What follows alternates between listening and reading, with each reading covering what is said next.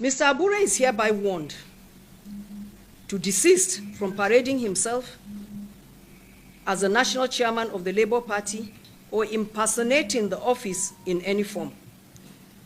The apex court of the land has clearly and finally nullified his claim to leadership, and his tenure has long expired by the passage of time. His continuing acts of reckless denigration of party leadership and open war against the party is unwarranted. Rather than drag the image of the party further into disrepute, Mr. Abure is advised to deploy his time and attention to addressing the numerous allegations of corruption, forgery, perjury, and criminal conspiracies pending against him. The NEC of the Labour Party has passed a resounding vote of confidence on His Excellency Mr. Peter Gregory Obi, national leader of the Labour Party and the 2023 presidential candidate. The leadership of the Nigerian Labour Congress under the President, Mr. Joe Ajero, and the Trade Union Congress, and all the members of the Labour Party caucus in the National Assembly, and various states houses of assembly. You continue to stand for truth, integrity, and the values that define the Labour Party. Learn over the misconduct and internal rascality plaguing our party. At a time when Nigerians are yearning for credible leadership and they see the Labour Party as a beacon of hope, it is regrettable that we must battle internal sabotage from those who should know better. Let me be clear. When others descend into rascality, we must rise with discipline. When they go low, we go high. Because our party must reflect the Nigeria we want to build. It has become evident that Mr. Abure does not have the best interests of the Labour Party at heart. Rather than unify the party, he undermines it. Rather than attract credible Nigerians to come and join, he alienates them. Instead of advancing our collective vision, he pursues narrow personal ambitions. Most painfully, he targets those who have brought credibility and national visibility to our party. His Excellency Mr. Peter Obi and Governor Alex Otti. They represent the aspirations of a new Nigeria. Governor Otti stands out today as one of the most effective and respected governors in the country. These men have sacrificed not for personal gain, but to give the Labour Party and Nigeria a real shot at transformation. What they demand is simple: a party that is transparent, democratic, and accountable. Instead of embracing this vision, Mr. Abure chooses confrontation and chaos. We say today, this must stop. For the sake of the Labour Party, for the sake of democracy, and for the sake of Nigeria's future. After a careful and comprehensive review of the Supreme Court judgment delivered on Friday, April 4th, 2025, the National Executive Council, NEC, is deeply concerned by the subsequent actions of Barrister Julius Abure, particularly his continued impersonation of the esteemed office of the National Chairman of the Labour Party. These actions have not only violated the spirit and letter of the law, but have also brought the image and integrity of our great party into disrepute. In the exercise of its constitutional mandate and in strict accordance with the disciplinary provisions of the Labour Party Constitution 2019 as amended, the NEC in session hereby announces the commencement of disciplinary actions against Mr. Abure. These actions have started with the constitution of a special investigative committee to review the actions of Mr. Abure as it affects the image and integrity of the party. In line with due process and the party constitution, NEC gives Mr. Abure 48 hours notice to show why disciplinary actions should not be taken against him for his numerous acts of gross misconduct against the party. The formal notice of disciplinary action will be sent to the last known address of Mr. Julius Abure. Mr. Abure is hereby warned to desist from parading himself as the national chairman of the Labour Party or impersonating the office in any form. The apex court of the land has clearly and finally nullified his claim to leadership, and his tenure has long expired by the passage of time. His continuing acts of reckless denigration of party leadership and open war against the party is unwarranted. Rather than drag the image of the party further into disrepute, Mr. Abure is advised to deploy his time and attention to addressing the numerous allegations of corruption, forgery, perjury, and criminal conspiracies pending against him. The NEC of the Labour Party has passed a resounding vote of confidence on His Excellency Mr. Peter Gregory Obi, national leader of the Labour Party and the 2023 presidential candidate. The leadership of the Nigerian Labour Congress under the President, Mr. Joe Ajero, and the Trade Union Congress, and all the members of the Labour Party caucus in the National Assembly, and various states houses of assembly. You continue to stand for truth, integrity, and the values that define the Labour Party. We appreciate your commitment to the mission of saving Nigeria through a Labour Party government come 2027 by the grace of God. Similarly, we extend a resounding vote of confidence on His Excellency Dr. Alex Otti for his exemplary leadership and unwavering loyalty to the vision of the Labour Party. It is important to make clear that Mr. Abure and his expired National Working Committee lack the legal or moral authority to even speak of taking any disciplinary action against Dr. Alex Otti, the governor of Abure State, or any member of the Labour Party for that matter. We therefore urge Dr. Alex Otti, and indeed all members of the Labour Party, to kindly disregard Mr. Abure's ignorance and orchestrated disillusionment. Accordingly, on behalf of the leadership of the members of the Labour Party globally, we tender an unreserved apology to both His Excellency Mr. Peter Obi and His Excellency Governor Otti for the uncouth and irresponsible remarks previously made by the suspended or removed by the former chairman, Barrister Abure. Ladies and gentlemen, there is no doubt that the recent Supreme Court decision has answered all questions and cleared all doubts about the leadership of the Labour Party. But for the avoidance of doubt and benefit of some well-meaning Nigerians who may still be deceived by Mr. Abure's endless media theatricals, may I chronicle the facts on the Labour Party leadership tussle that has now been laid to rest by the Supreme Court judgment of April 4th, 2025.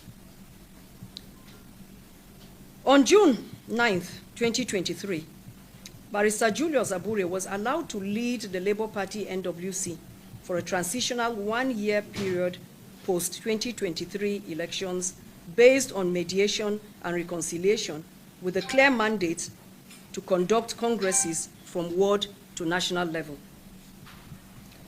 March 2024, instead of following due process, Abure convened a national convention without the ward, local government, or state congresses, without INEC supervision, contrary to the provisions of Section 223 of the 1999 Constitution of the Federal Republic of Nigeria as amended, the Labour Party Constitution, and INEC regulations and guidelines for political parties. June 8th, 2024, INEC formally communicated to Mr. Abure that his tenure had expired. You may even have remembered that INEC excluded Mr. Abure from National Party chairman meetings on 2 occasions, recognizing and emphasizing that his tenure had elapsed or had lapsed. During the 2024 Ondo governorship election, INEC rejected Labour Party agent list submitted under Abure. Abure then sued INEC to compel recognition, a legal battle he lost.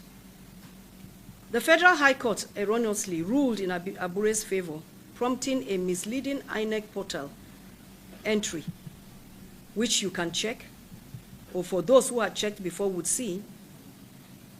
When the name Barrister Julius Abure is stated on the portal of the INEC portal, you will notice that in brackets, by court order is written there, while for other parties, for all other political parties, election by election is written there.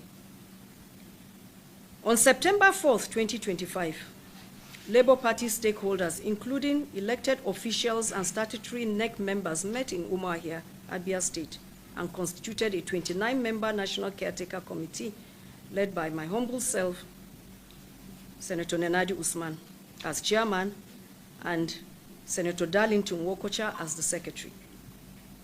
The committee was mandated to manage the affairs of the party and conduct full congresses from ward to the National Convention.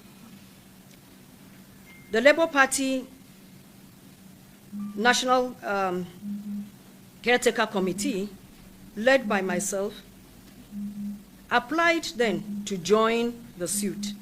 And after appealing the erroneous Federal High Court decision, the Court of Appeal upheld Abure's claim in November 2024. The Labour Party Caretaker Committee then appealed the judgment of the Court of Appeal to the Supreme Court. The Supreme Court on the 4th of April 2025 delivered a final and a binding judgment.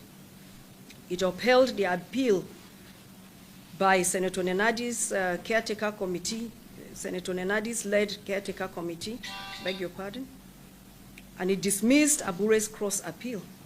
It set aside the decisions of the lower courts recognizing Abure. It warned that party leaders should humbly vacate their office at the end of their tenures. Honorable Justice John Ian Okoro specifically declared the decisions of the trial court and the court below, recognizing Julius Abure as the national chairman of the first respondent, are hereby set aside. Investigations have revealed that Abure illegally issued state executive committee letters every 3 months in breach of the Labour Party's constitutional provisions, which means chairmen all over the Federation, in every state of the Federation, are given appointment letters every 3 months. Accordingly, we hereby nullify all these letters issued by the erstwhile chairman to state executive committees. The National Caretaker Extraordinary National Convention Planning Committee, as we are known, is the only organ of the Labour Party with the power to appoint state executive caretaker committees. And that we are going to do together with major stakeholders, because the committees are merely to help in conducting congresses from the ward right up to the National Convention at the federal level.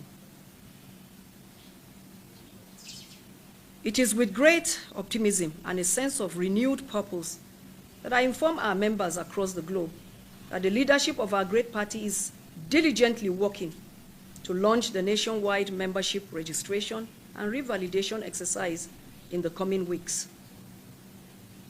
This critical step will strengthen our grassroots engagement and reposition the Labour Party as a truly people-driven movement.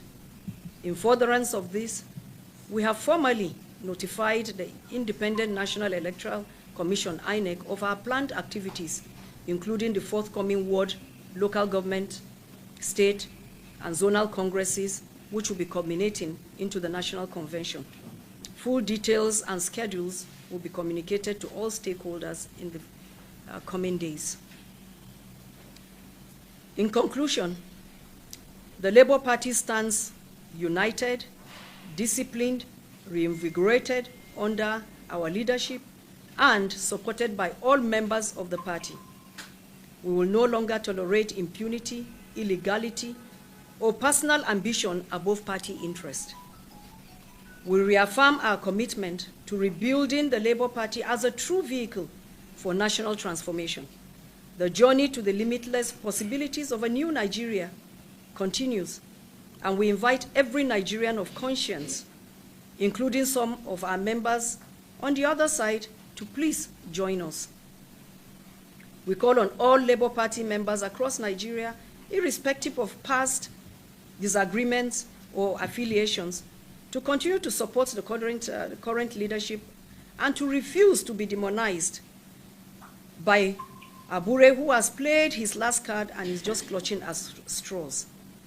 The Labour Party is your home. It is our home. And we need every hand on deck to build the party of our dreams. As I said the other time when I spoke, after the Supreme Court judgment at the Hilton when we had a press briefing, I said, in this matter, there is no victor, no vanquished. All we want is to build a Labour Party that will serve Nigerians, a Labour Party that will give us a vibrant vehicle that we can use for people to come contest election into various offices, win, and help forge Nigeria forward. That is just what we want. We want a Labour Party that has internal democracy, a Labour Party where if you are a member of any the executive, you know when you won election, when the congresses were done, when you started office, and that 3 or 4 years down the road is when you quit or you can go for re-election. We want a Labour Party where people who want to hold positions would go back to their wards and contest election in the congresses. And I would also want to call on all to come, please, let us unite to advance the limitless possibilities of the new Nigeria. I want to assure you that a new Nigeria is truly, as in indeed, is indeed possible. It is possible. One anchored on justice. We want a Nigeria that is anchored on justice, equity, and the supremacy of the will of the people, not the will of a few. Before I yield the microphone to the Secretary, I would want to read out the names of those who are being saddled with the responsibility of the disciplinary committee. Okay. I was taught I didn't have to read everything, but I think I should. So, pursuant to the powers vested in the National Executive Council under Article 19 of the Labour Party Constitution 1999, as amended, and in response to grave allegations bordering on corruption, financial misappropriation, and anti-party activities leveled against the erstwhile national chairman, Barrister Julius Abure, the leadership of the party hereby constitutes a disciplinary committee to thoroughly investigate the said matters and recommend appropriate disciplinary measures. The composition. Number 1, Senator Ireti Kingibe, the chairman.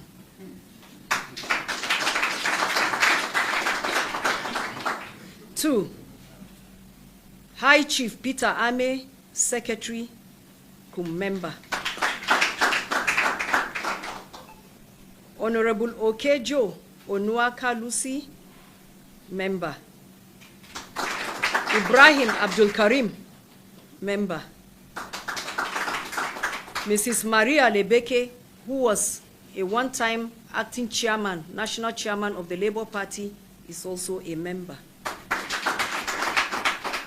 Terms of reference. The committee is hereby mandated to, 1, investigate all allegations of corruption, financial misappropriation, abuse of office, and anti-party activities leveled against Barrister Julius Abure during his tenure as national chairman. 2, examine all available evidence and summon any individual or individuals deemed relevant to the investigation. Ensure compliance with due process and fair hearing as provided under the Labour Party Constitution. Recommend appropriate disciplinary actions in accordance with Article 19 of the Labour Party Constitution and any other relevant extant laws. Lastly, submit a comprehensive report of findings and recommendations to the National Executive Council within 21 days of this memo.